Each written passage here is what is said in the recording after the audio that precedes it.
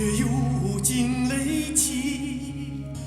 长烟落日山河灼，你在缥缈云里花里，你在缥缈云里花里。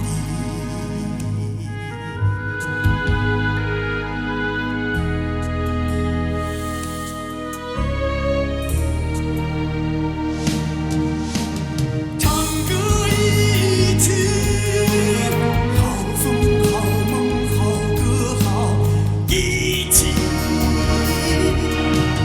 唱歌一曲，好风好梦好歌好一起。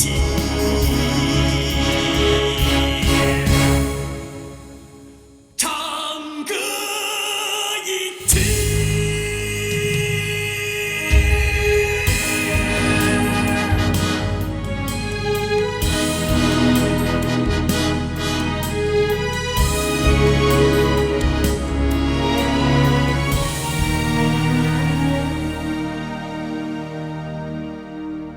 每次想起你，依稀枕边耳语；每次见到你，铁马金戈监狱。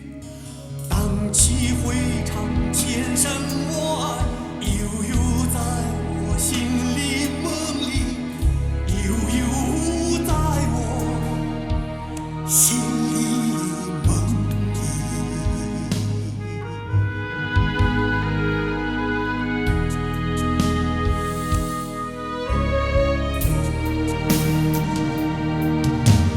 唱歌一曲，好风好梦好歌好一起。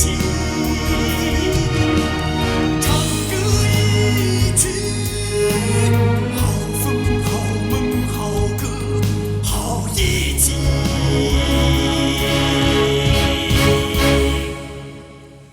唱歌一曲。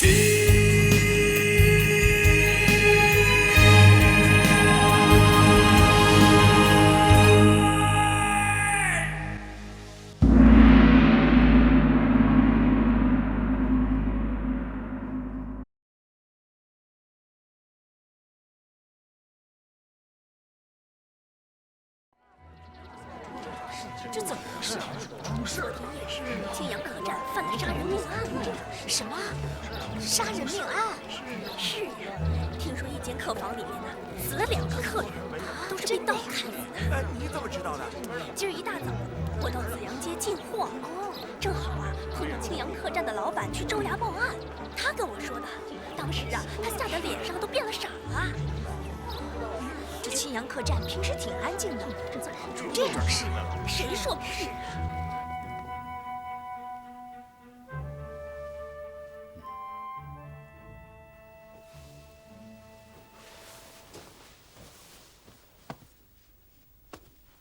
这2个人是何时进店的？回大人，是昨天傍晚。那你是在何时发现的尸体？今天清晨。死者伤口之处的鲜血已经凝固，据此判断，凶案应该发生在昨夜的子时左右。不错，刺史大人，您看2名死者都是喉头中刀而亡，这种情况可不多见。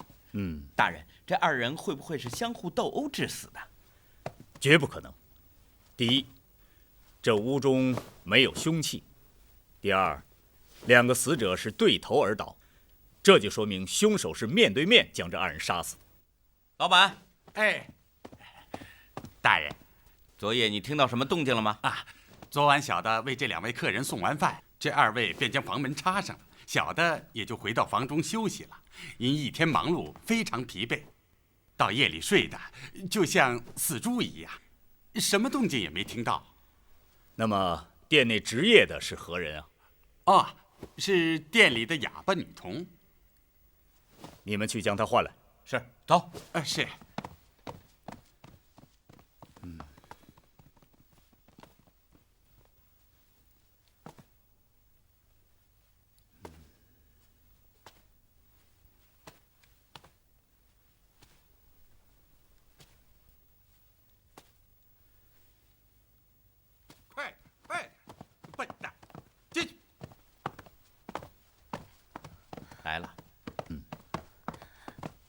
哎，这蠢货见了刺史大人还不跪下！他妈笨蛋，我让你跪下！好了。昨天夜里是你值夜？半夜的时候听到什么声音了吗？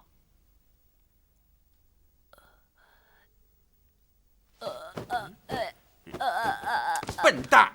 哎，你就不能慢点比划？大人能看得懂吗？不要惊吓于他，退开。是。你是说听到有人倒在地上的声音？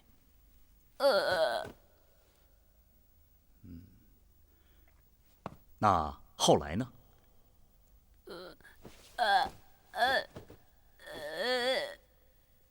你敲门，没有回答。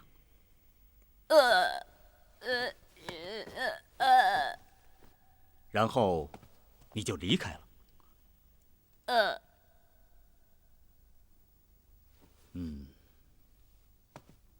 好了，你去吧。滚蛋！昨夜凶手果然在这里。大人高明。老板，大人，昨天晚上还有没有别人进店？没有啊，就这2位。小店是有时打烊，虚时便已关闭，除非那个凶手是自己飞进来的。命衙役收尸，传仵作到州衙验看。是。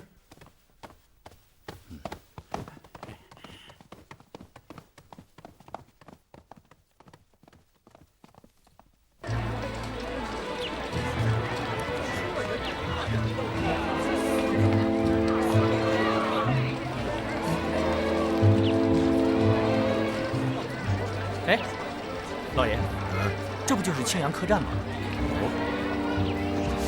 这门前怎么围了这么多的人呢？不知道呀。去看看。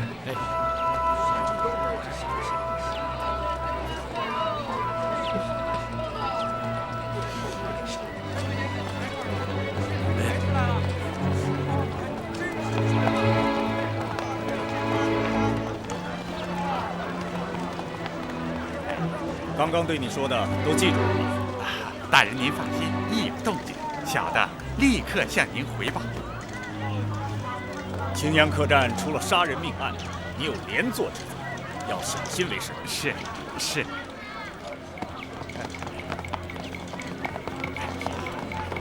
老爷，好像是出事了。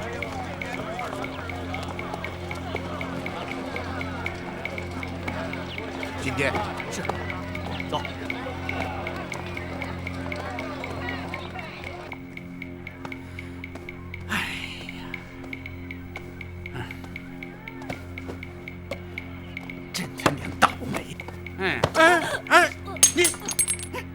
你这个丧门鬼啊！自从你来到这个店里，这个店里就没安生过。今天砸东西，明天死人，这个店早晚回到你手里。我打死你！你这个蠢货！你这个笨蛋！我打死你！哎呀！你这个丧门鬼！老子打你，你还敢躲？我他妈！我今天我打死你！老板，借宿。还不起来？客官请。一共7位啊？对，要4间上房。没问题，请。请坐。老板呐，我们是走访的郎中，这一路行来口渴难忍，是不是先让我们喝一杯茶呀？好，快沏茶去。你们都坐下吧。都进来坐，进来坐。坐。老板呐，刚刚我们在店门前看到有许多官差，是不是这店中出了什么事啊？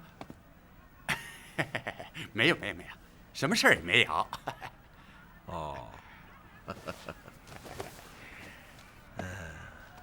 快点，茶放下。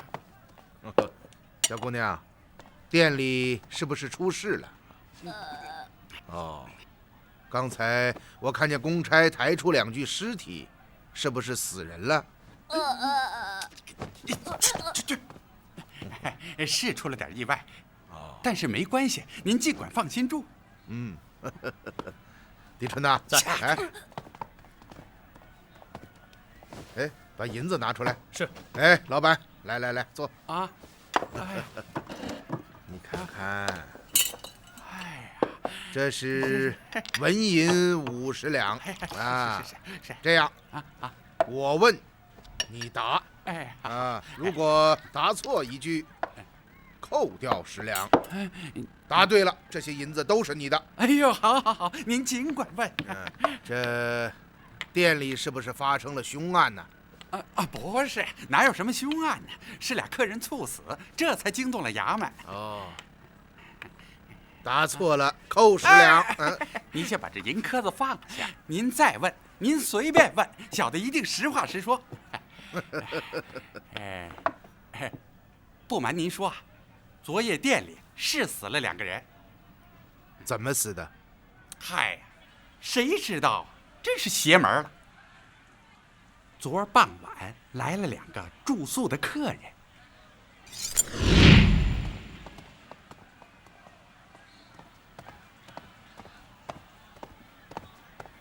老板。哟，2位，要住店吗？是啊，要一间上房。好嘞。来，左拐天字号第1间。好。哎，客官，一会儿吃饭你们是在这儿吃啊，还是给您送到房间里去？我们不出来了，你让人把饭菜送到房间里吧。好嘞，马上有人给您送水去。好。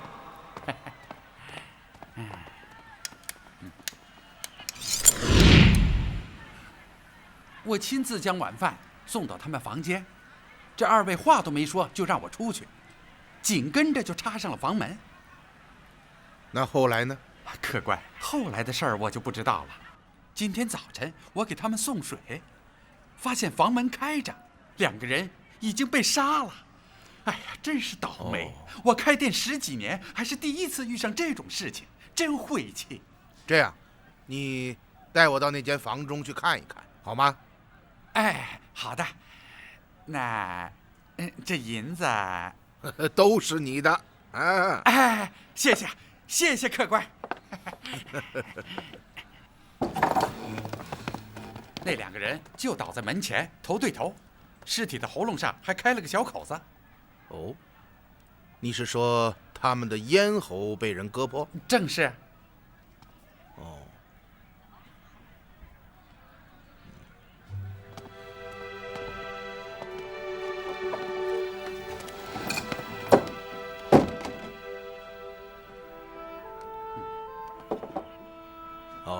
打开吧。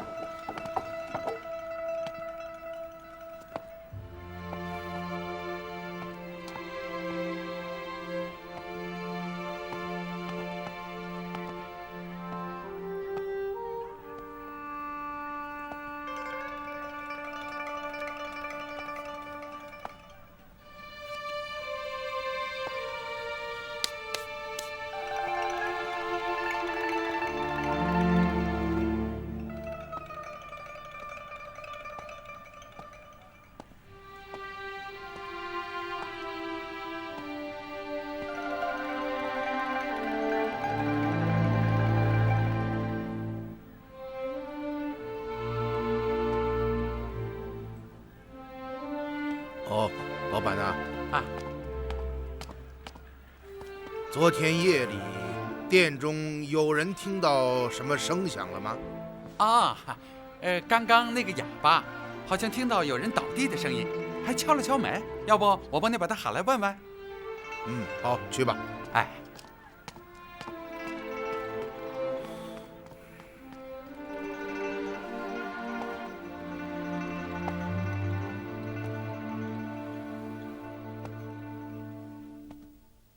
老爷，您怎么了？狄春呐，你觉得这2人是何人所杀呀？我哪知道啊？老爷，您知道？我问你，这凶手怎么进到这房中的？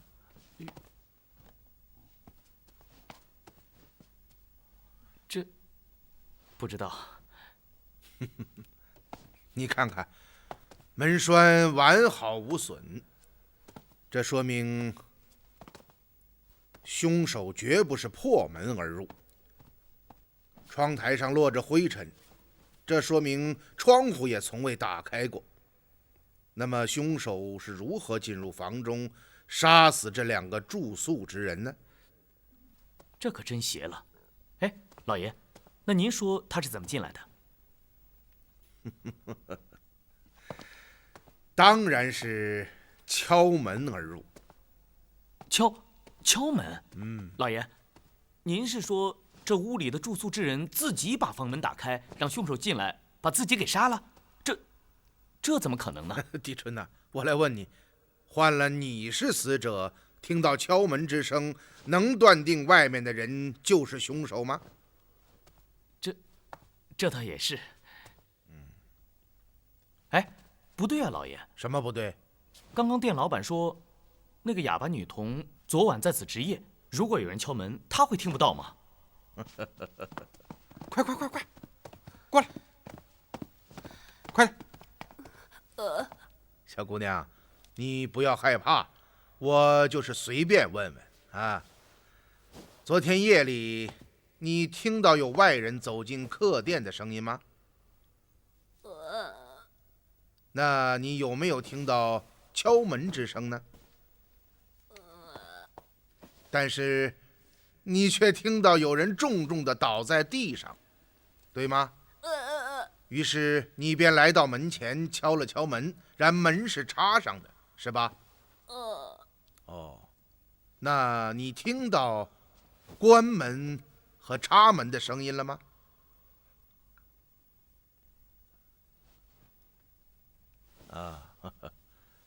好了，你下去吧。啊，去，走吧。客官，您想什么呢？哦，没想什么。您问的可比刺史大人还详细。您是不是？哦，老板呐，今天晚上我就住在这间房中。您不忌讳？哎，常年在外行走之人，哪有什么忌讳？好了，你把我这几个子侄安排好了，你就去忙吧。啊。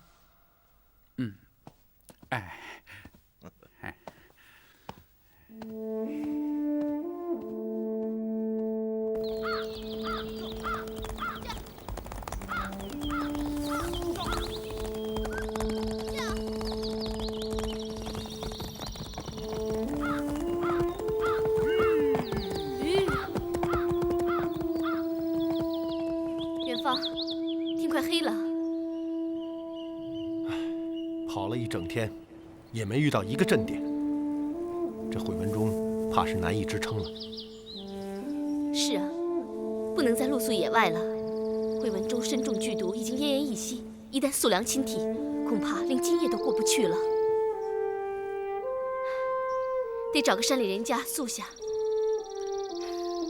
可这茫茫苍山之中，到哪里去找人家呢？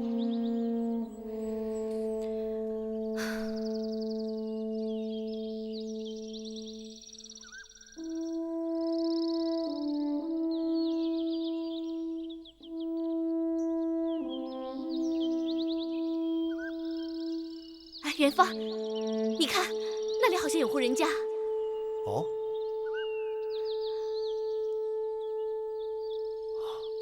不错，看样子确实是人家，真是天无绝人之路啊！走，去看看。走。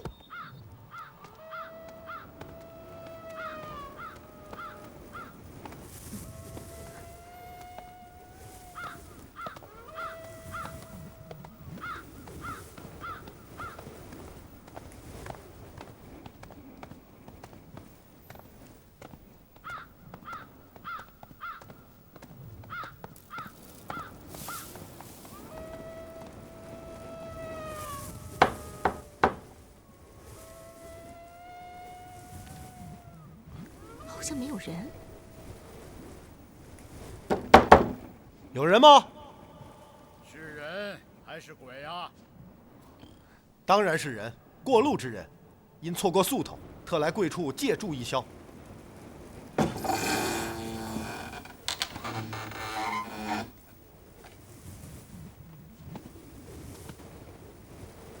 哦，是借宿的。正是。你们怎么跑到这峰顶子上来了？因错投了路径，才来到此处。哦，那既然是客人，就请进吧。来来来来来。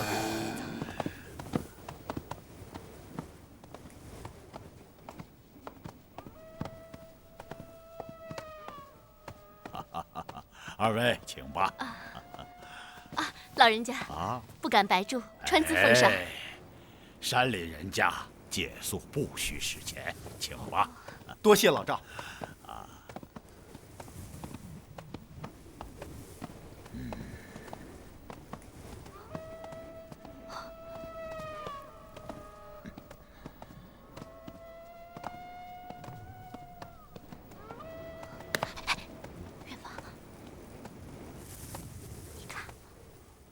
二位，请吧。哦。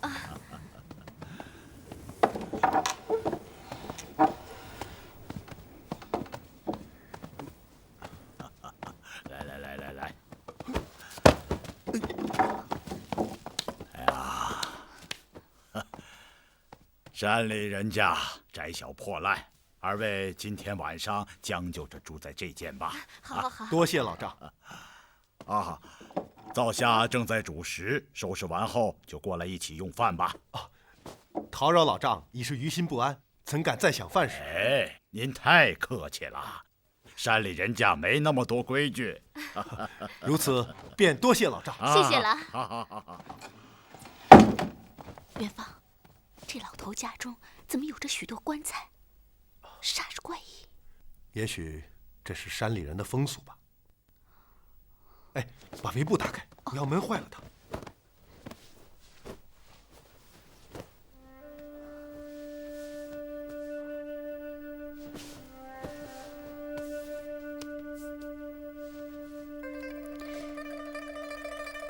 怎么样？真奇怪，他的脉象很平实。哦，或许是他功力深厚的缘故。你是说，他现在的伤势并无大碍？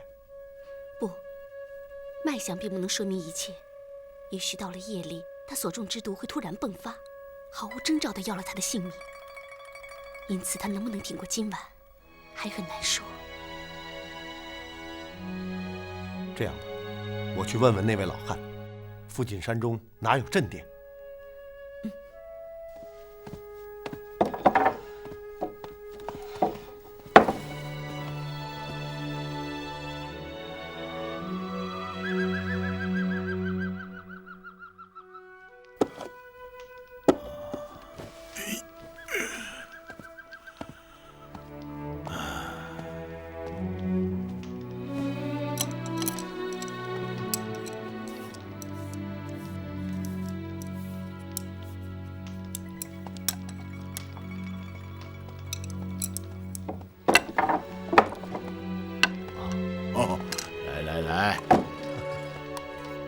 老人家啊，家中就您一个人啊？是啊，老伴儿没了，就我一人。坐。您老是做什么营生的？怎么把这房子建在这高山绝顶之上？我早年是猎户，因每日跋山涉岭，这才把房子修在了这里。后来上了岁数，山爬不动，茶也使不成，老伴儿又没了，便只能替人做些棺椁，勉强糊口。哦，是这样。客人呐，这大山的道路崎岖险峻，除了附近来运棺木的，一年之中都不会有生人到来。你们怎么会走到这里呀？实不相瞒，我们的一位朋友中了剧毒，想要寻找镇店医治，不想却错投到大山之中。中了剧毒？正是啊。让我看看。怎么？您会治病？哎，我早年是猎户，这山中的毒蛇猛兽，任哪一样都能要了你的性命。要想命长一点儿，就得什么都会点儿。哦，那就有劳了。哎，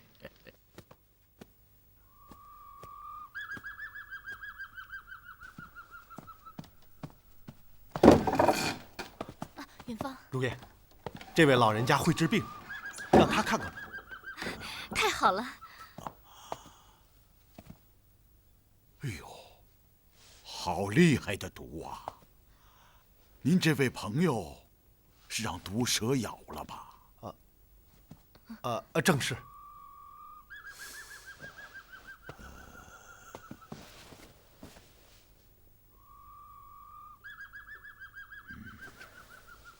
二位啊，别怪我老头子嘴臭，您这位朋友恐怕是没救了。不过，我家里头倒是有几种解毒清热的草药，也许能够替你们这位朋友缓上一缓。哦，老人家，啊，您手里有什么草药？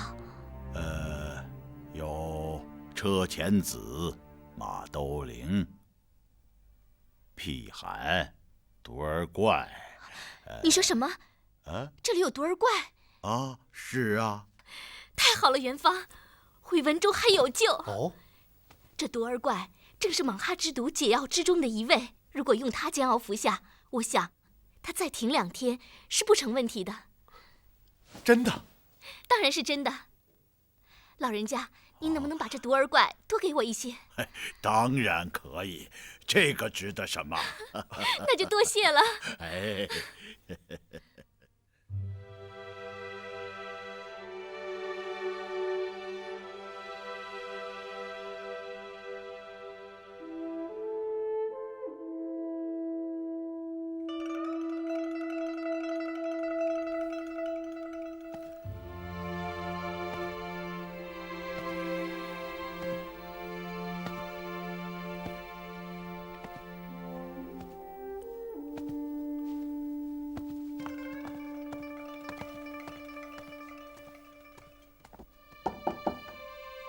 进来。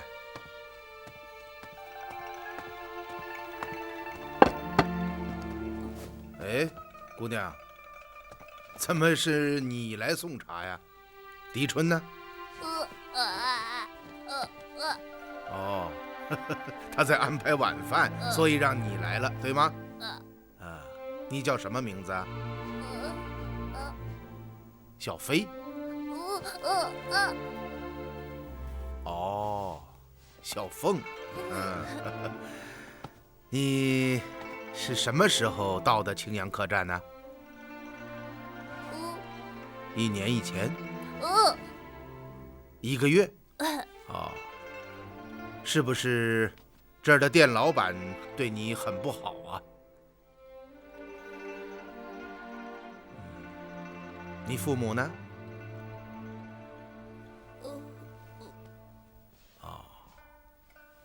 那在柳州，你还有什么亲人吗？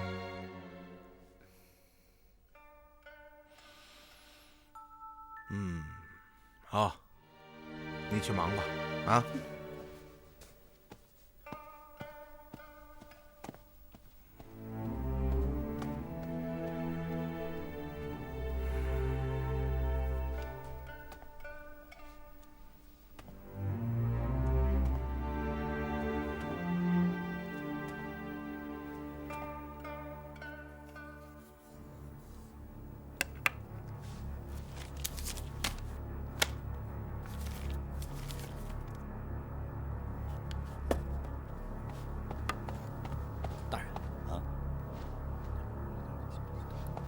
哦，有这等事？大人，您看该怎么办？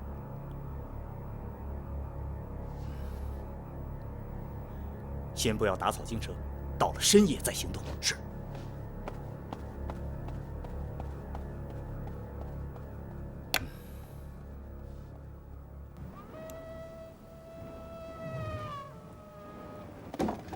药熬好了，把他扶起来。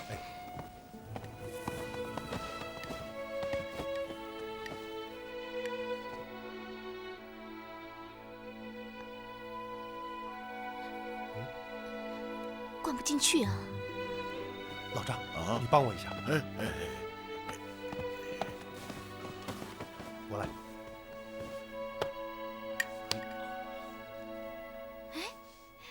还真听话。别废话，快喂药。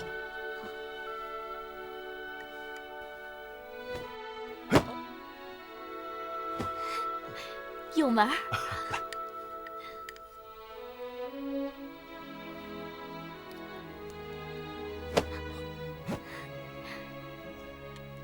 太好了。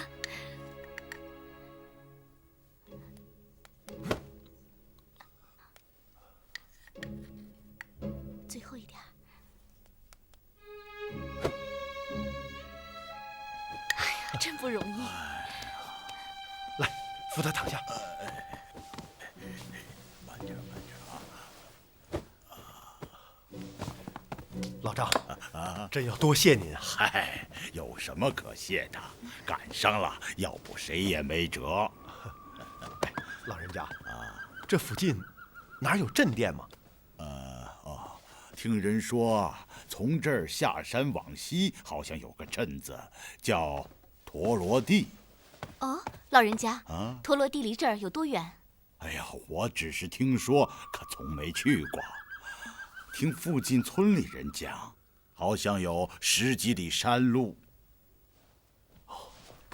太好了，回文中这次有救了。天干物燥，小心火烛。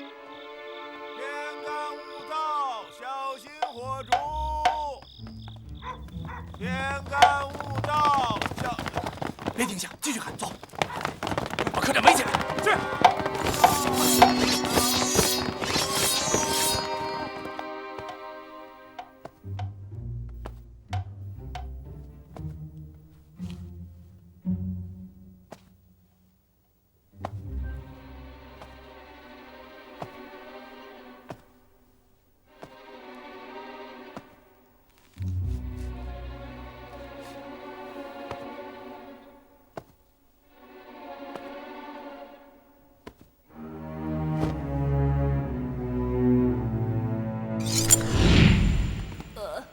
小姑娘，你不要害怕，我就是随便问问啊。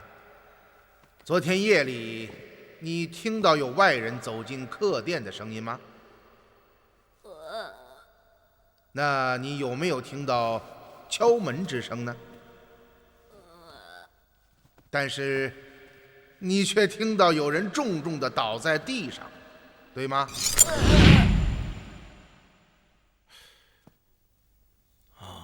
原来是这样。小子帅，拿出红药出口。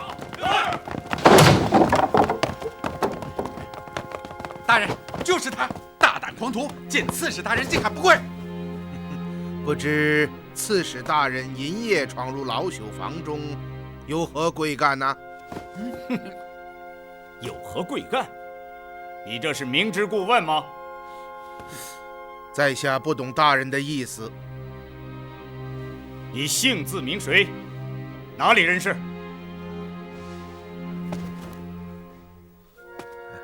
在下淮阴并州人士。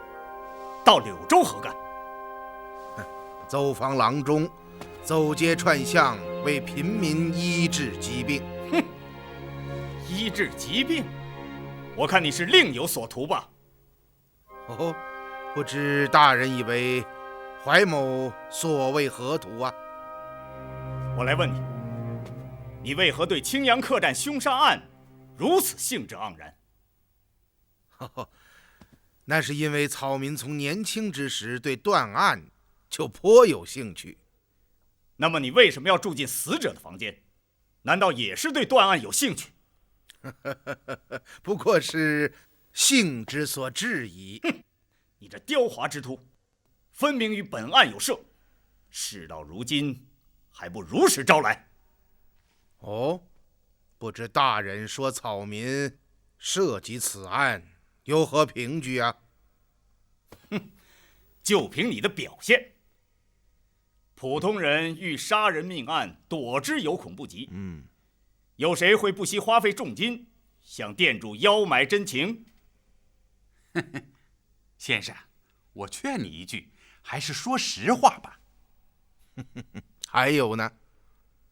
正常之人，又有谁会深入凶案现场东查西找？又有谁会不畏恐惧住进死者的房间？仅凭这几点，本官就断定你与此案有着重大的关联。即使不是杀人凶手，也定是知情之人。而今在本官面前，你竟还在巧言令色、大言不惭，就不怕国法森严吗？大人仅凭这几点凭空臆断，还有店老板的告密之词，就能断怀某涉及谋杀，真乃神人是也啊！依我看，自今日起，这柳州也不必再设公堂了。遇有案件，就请大人凭空猜测一番，也就是了。啊！大胆！来人，在，将他拿下！是。住手！闪开！我看你们哪一个敢造次行事！怎么，见事情败露，便想抗拒抓捕，逃之夭夭？实话告诉你，青阳客栈已被团团围住，你插翅难逃。只是呢，将真情道出，尚可开脱，否则你便是抵抗官府大逆之罪。好了好了，大人，草民这就道出真情。哼，早该如此。退下。是。你说吧。大人，这间屋子就是昨夜凶案发生的现场，这一点可以肯定吧？当然，尸体就是在屋中发现的。这就是了。据今日店老板对草民所说，昨天晚上他为这2位客人送完晚饭之后，这2人便将房门插上了。不错，那又怎么样？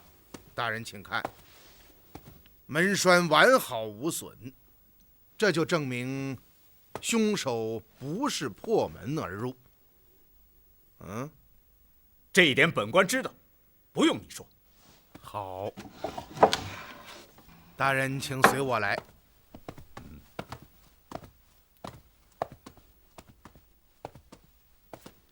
这窗台之上落有灰尘，并且整个窗户没有开启的痕迹，这就证明凶手也不是从窗中进入房间之内的。哼，不要绕圈子，说说这杀人命案吧。大人不要心急，草民之所以强调这2点，那是因为这屋中只有门和窗可以进入，而2者完好。请问这杀人凶手是怎样进到这房中的呢？此事本官正要问你。大人，凶手当然是撬开房门进入屋内的。哦，可店老板说昨夜并无旁人入住店中。正是。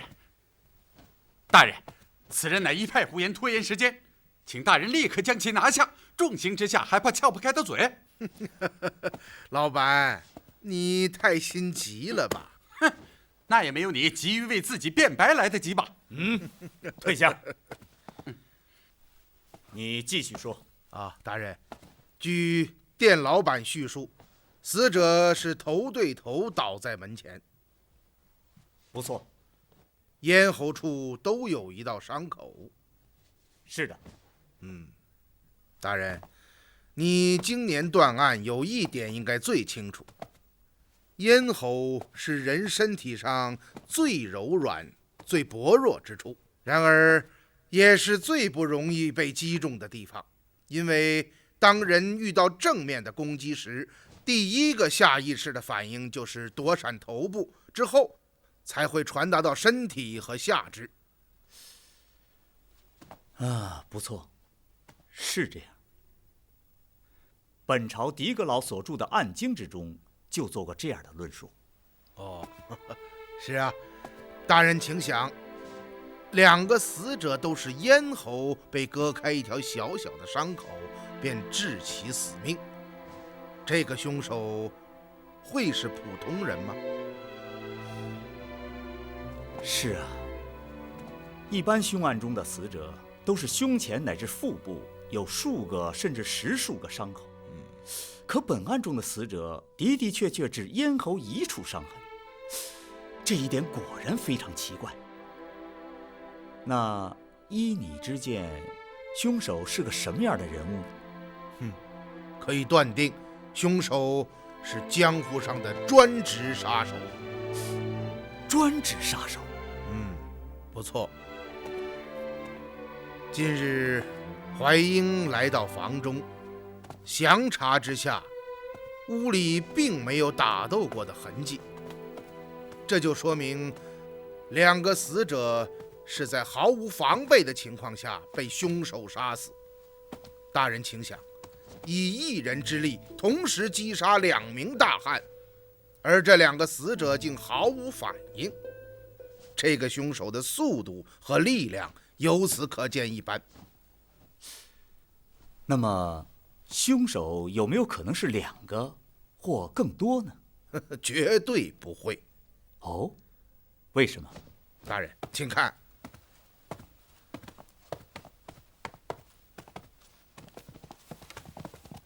凶手定是站在这里出手杀人的，因此死者的尸身才会对头倒卧在门前。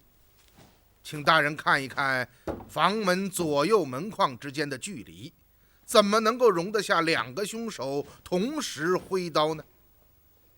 即使真的有2个凶手，肯定不会是同时挥刀，那么只有可能是一人挥刀，一人刺出，那样死者尸体上的伤口就绝不会都开在咽喉之处，很有可能一个伤在喉部，而另外一个伤在胸前。李春呐，在。借他们的刀使一使，我们为大人演示一下。大人，如果真是2名凶手同时站在门前，我们为你演示一下他们挥刀的动作。来，1、2、3。